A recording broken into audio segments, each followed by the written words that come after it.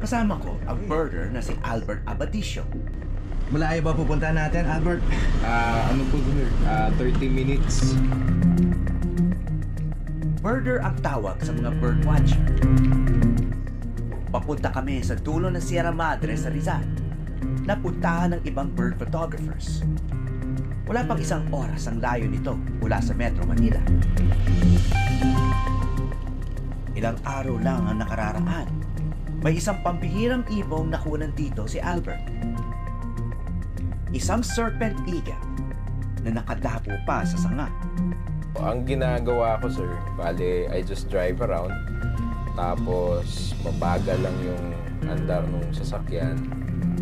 And then, pag may nakita na ako, kasi usually yung nasa kalsada lang, minsan yung night jars eh. So, hinihintuan ko lang. And then from the car, I just take pictures. Kadarating pa lang namin sa lugar, biglang may nagpakita na sa amin. Ano yung ibon yun?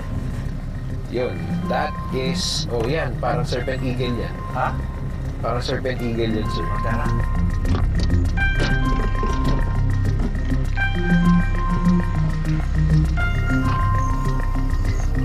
Ipat na, sir. Nakita ka. Opo. Kaya umalis.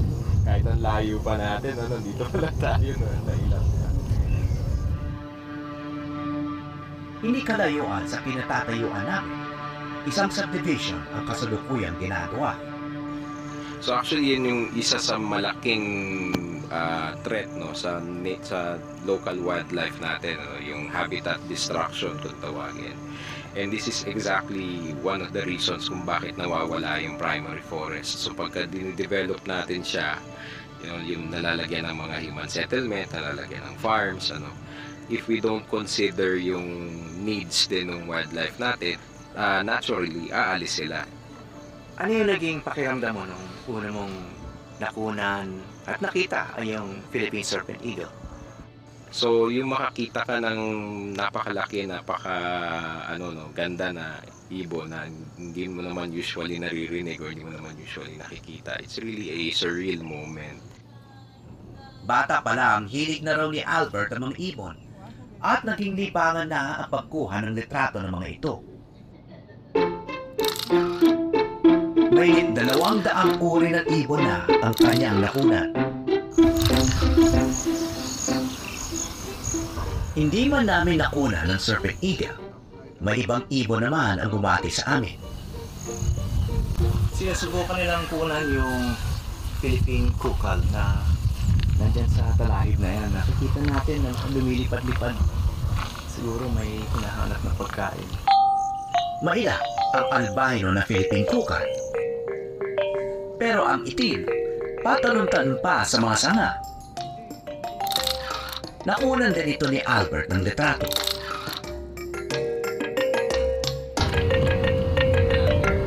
Pauwi na sana kami nang biglang may nakita pa si Albert.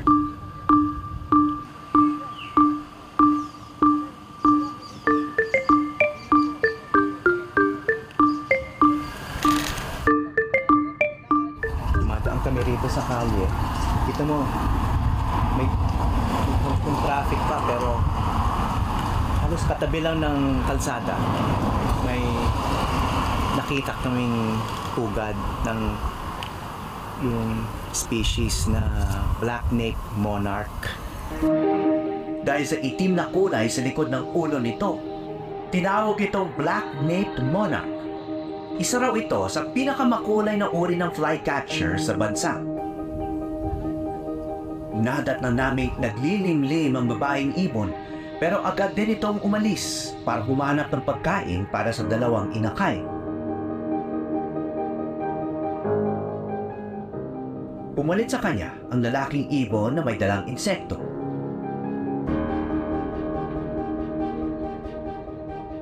Kaso isa lang ang napakain nito.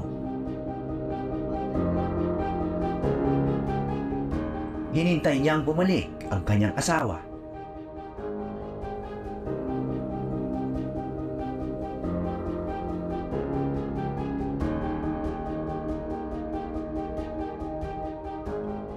Sa pagbabalik ng babaeng ibon, may dala ulit itong insekto.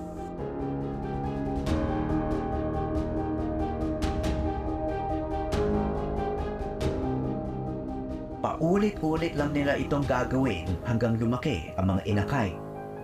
Pero sa lapit nito sa kalsada at abot kamay lang ng tao, hindi ko maiwasang mangamba kung mabubuhay pa sila. So this particular nest, mukhang vulnerable. Opo, actually, ano siya, vulnerable yan kasi ang tingin kong nangyari, if you notice, some of the branches already fell from the tree, ano? So siguro when they were nesting, mas mataas yung, I mean, baka mas covered yan eh. Yun nga lang, dahil siguro doon sa mga recent rains and all that, saka yung mga dumadaan na sasakyan, posibleng nakupulog yung kanyang cover. Mula sa aming pwesto, may ibang maliliit at makukulay na ibon pa ang nagpakita sa amin. Isang stripe-headed Rhabdornis at isang Rufous-crowned bee-eater na parehong endemic. Puntiryan nila ang maliliit na insektong naglilipara